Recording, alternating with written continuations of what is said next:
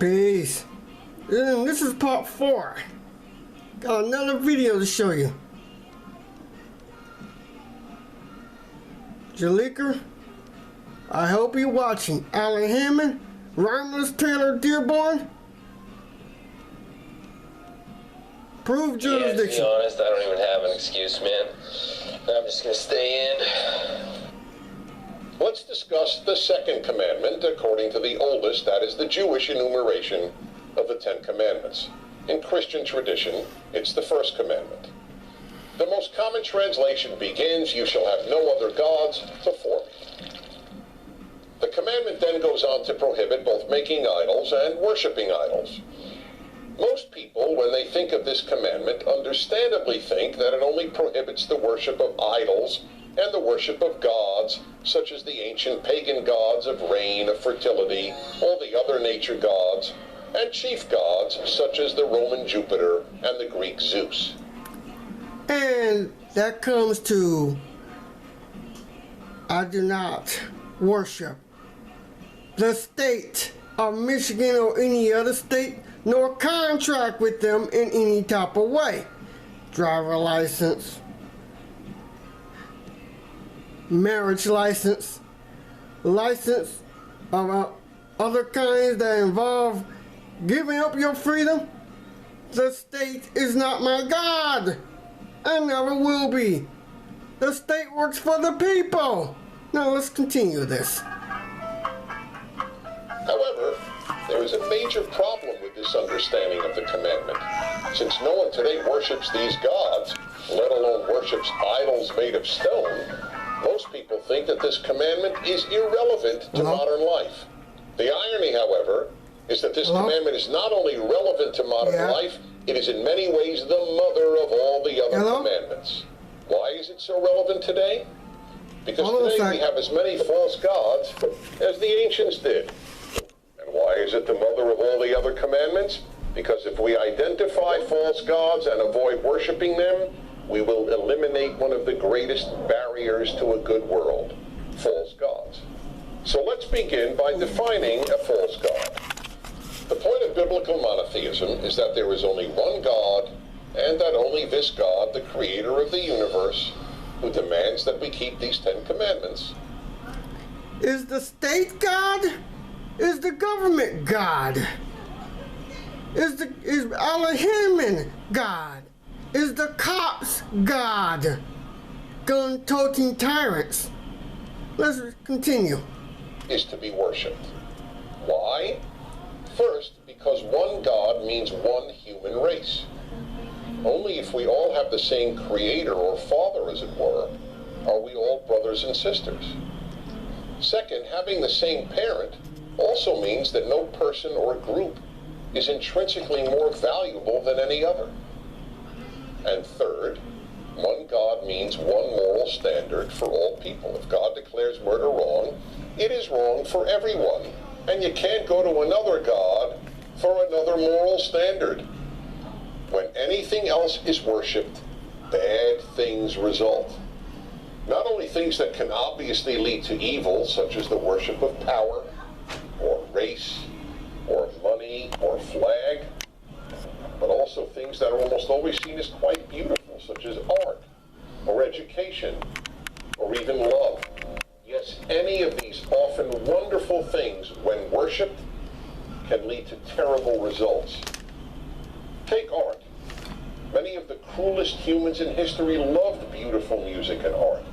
But as a music lover, I learned early in life the sad fact that great music can be used to inspire people to follow evil just as much as it can be used to inspire people to do good. The great Hollywood director Stanley Kubrick vividly made this point in his classic 1971 film, A Clockwork Orange. In it, men rape and murder, while classical music plays in the background. Take education. We all recognize how important education can be, from preparing people to be able to find work to understanding the world. But education in and of itself, divorced from the higher ends of God and goodness, can lead, and often has led, to great evil. Many of the best best educated people in Germany supported Hitler and the Nazis, and almost all of the Western world supporters of the genocidal regimes of Stalin in the Soviet Union and Mao in China were highly educated. There is nothing about a PhD that guarantees a person will be wiser, kinder, or more ethical than someone with only a high school education. The same holds true even of love. Love, of course, is so often beautiful, but it too can lead to evil. In the 20th century, people who put love of country above love of God and goodness often committed terrible evil. And here's a test for you. Imagine that the pet you love and a stranger, a person you don't know and therefore could not possibly love, are drowning.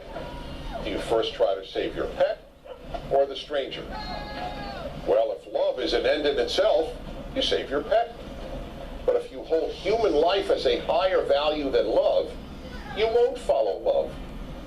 This commandment made the ethical revolution of the Bible and of the Ten Commandments, what is known as ethical monotheism, possible. Worship the God of the Ten Commandments, and you will make a good world. Worship a false god, no matter how noble sounding, and you will end up with a world of cruelty.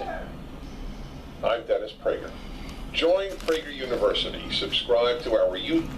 Jalika, you have decided to follow a pagan god, the state.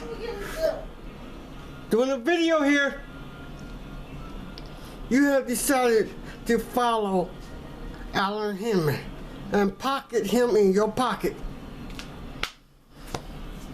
You have decided that you want everything for yourself, for your own glory. Shame on you, Jalika, Floyd King. Here's another video.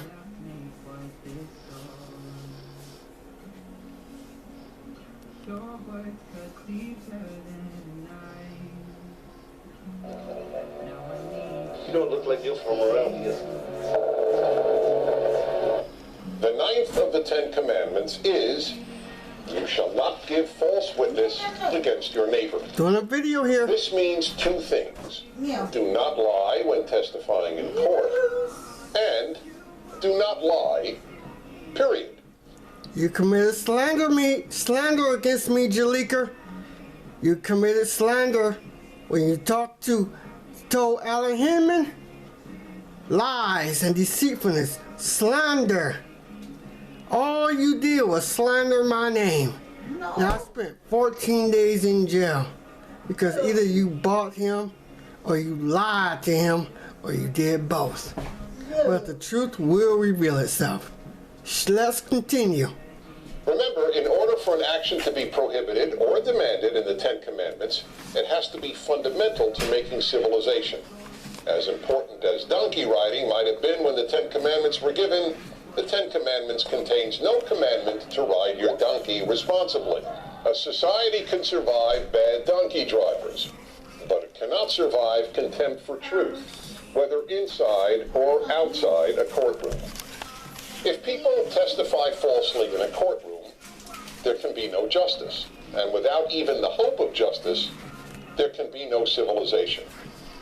The Hebrew Bible was so adamant on this subject that the punishment imposed on a witness who gave false testimony was the same as the punishment that would have been meted out to the accused had the false testimony been believed. In the case of a crime that would be punishable by death, therefore, the false witness was liable to be put to death. But the commandment is clearly concerned with truth generally, not only in a courtroom. Both the great 12th century Jewish commentator Ibn Ezra and one of the most influential biblical scholars of the 20th century, Brevard Childs of Yale University, agreed that the commandment was about truth-telling generally. As Childs pointed out, if the Ten Commandments were solely concerned with truth and falsehood in a courtroom, it would have added words such as, in court. There are many many important values Doing a in video. society, but truth is probably the most important. Goodness and compassion may be the most important values in the micro or personal realm. Told you I'm doing a video. Societal realm, truth is even more important than compassion or kindness. Virtually all the great societal evils, such as African slavery, Nazism, and communism, have been based on lies. There were slave traders, Nazis, and communists who were compassionate in their personal lives. But all of them told, and most of them believed, some great lie that enabled them to participate in a great evil. Black slavery was made possible in large measure by the lie that blacks were innately inferior to whites. The Holocaust would have been impossible without tens of millions of people believing the lie that Jews were inherently inferior to so-called Aryans. And communist totalitarianism was entirely based on lies. That's why the Soviet Union's Communist Party newspaper was named Pravda, the Russian word for truth, because the party, not objective reality, was the source of truth. There's only so much evil that can be done by individual sadists and sociopaths. In order to murder millions, vast numbers of otherwise normal, even decent people must believe lies. Mass evil is committed not because a vast number of people seek to be cruel, but because they are fed lies that convince them that what is evil is actually good. However, one big obstacle to truth-telling is that believers in causes, including good causes, that don't place truth as a central value, will be very tempted to lie on behalf of their cause. There are many examples. In the 1980s, for example, to promote the cause of the homeless, the leading activist on their behalf claimed that there were 2 to 3 million homeless in the United States. Years later, he admitted on national television that he had to come up with a number and made that one up. The real number was between 250,000 and 350,000. Similarly, groups in the fight against cancer were caught greatly exaggerating the number of women who get breast cancer each year. Why? In order to frighten more women into getting mammograms. Again, lying on behalf of a good cause. Why is lying on behalf of good causes destructive? Because if we don't know what's true, how and where do we know how to properly allocate society's limited resources? And in the worst cases, it distorts society's priorities and therefore does great harm.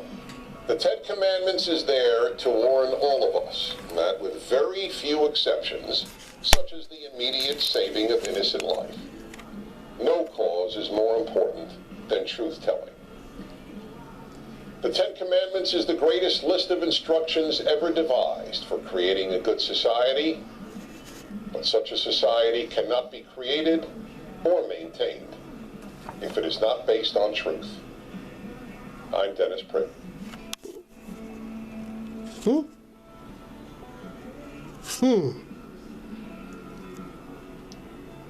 I rest my case.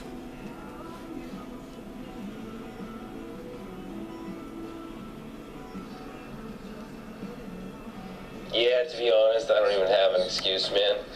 I'm just gonna stay in. In the Ten Commandments, Commandments 6, 7, 8, and 9 are the ones that prohibit acts of evil: murder, adultery, stealing, and perjury.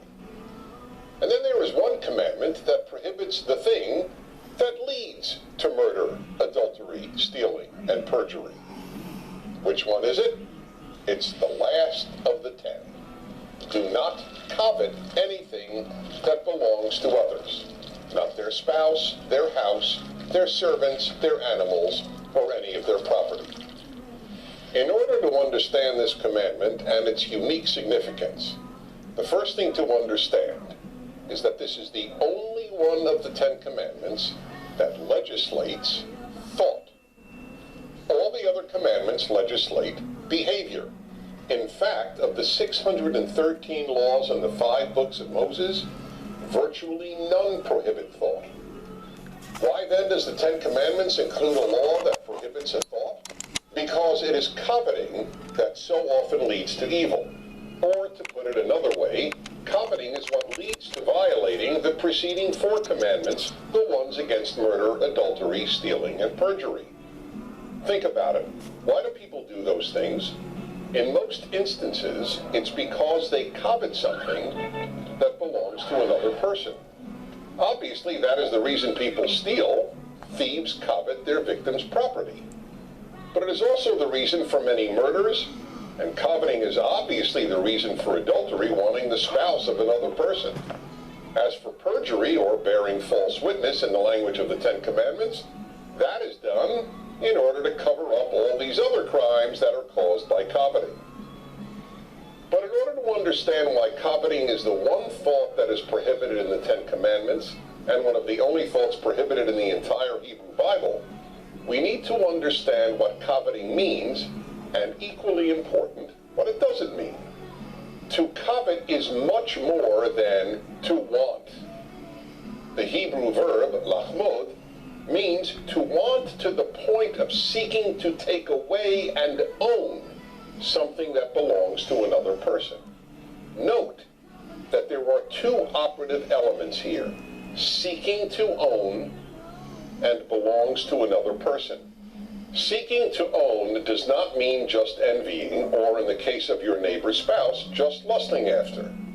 Neither envy nor lust is prohibited in the 10 Commandments. Uncontrolled envy and lust can surely lead to bad things, and they can both be psychologically and emotionally destructive. But neither one is prohibited in the 10 Commandments. Why? Because neither is the same as coveting.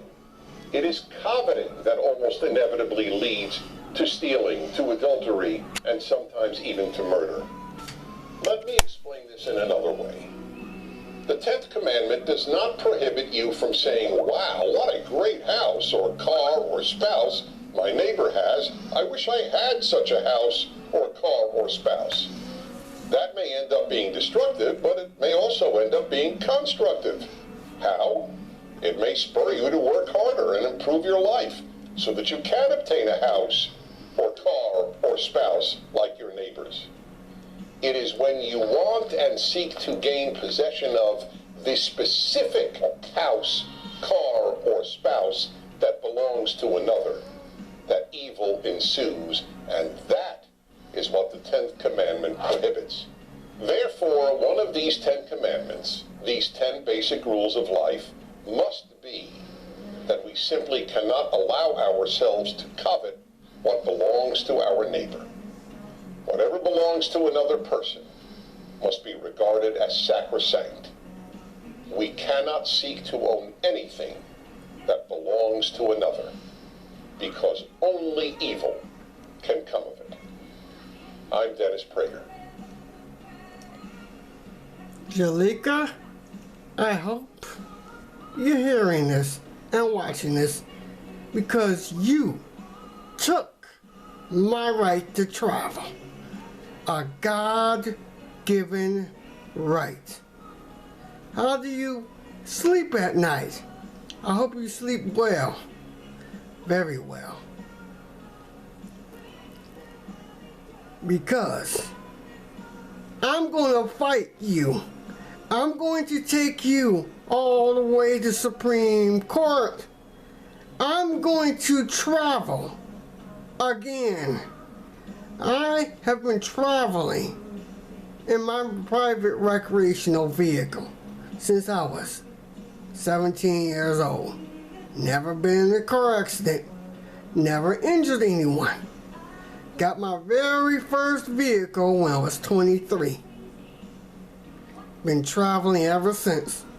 Never been in an accident. I'm a defensive traveler. I watch what's around me. You go tell the cops that you're my guardian? Think again, Jalika. All I have to say is, good luck to you, And it's been nice knowing you. Peace.